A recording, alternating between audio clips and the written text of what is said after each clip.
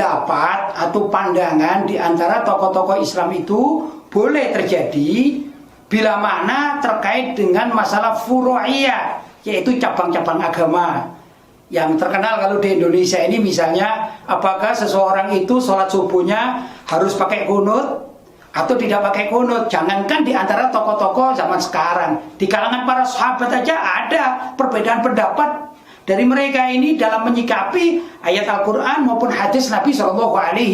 Dan itu terjadi, tidak masalah, karena ini masalah furu' atau cabang-cabang. Tapi masalah usul, misalnya apakah Allah itu Maha Esa atau tidak Maha Esa, seperti berbilang gitu, ini tidak boleh. Siapapun yang mengatakan dirinya Islam, baik masyarakat awam apalagi tokohnya, maka harus menyatu. Demikian juga tatkala menghadapi serangan-serangan musuh, tentunya musuh dalam dunia Islam itu adalah orang-orang non-muslim, maka umat Islam harus bersatu. Karena ada kan di dalam mazhab-mazhab ya, ada mazhab Hanafi, mazhab Maliki, mazhab Syafi'i, mazhab Hambali. Itu kan tidak semuanya 4 imam ini sama semuanya, tidak. Banyak berbeda pendapat.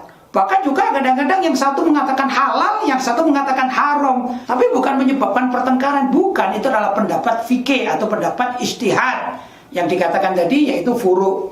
Tapi tatkala menghadapi musuh Islam, misalnya kalau di Indonesia ini ya, dulu pernah ada zaman G30 SPKI gitu, maka umat Islam harus bersatu.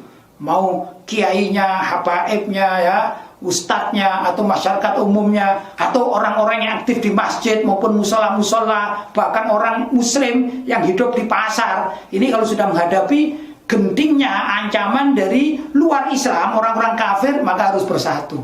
Itu begitu. Jadi harus dipetakan ya, kita sebagai tokoh-tokoh Islam ini harus pandai memetakan.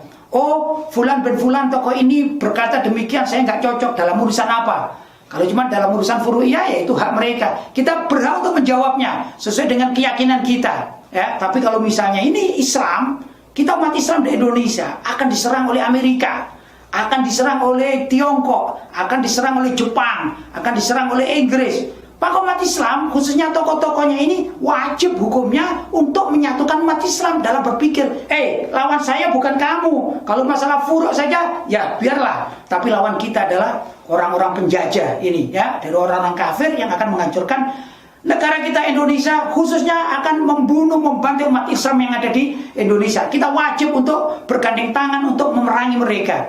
Begitulah kurang lebih ini ya, anjuran bagi tokoh-tokoh Islam harus bisa memilah-milah mana itu urusan furu' dan mana itu urusan usul, yang kalau urusan usul ini tidak boleh berbeda pendapat.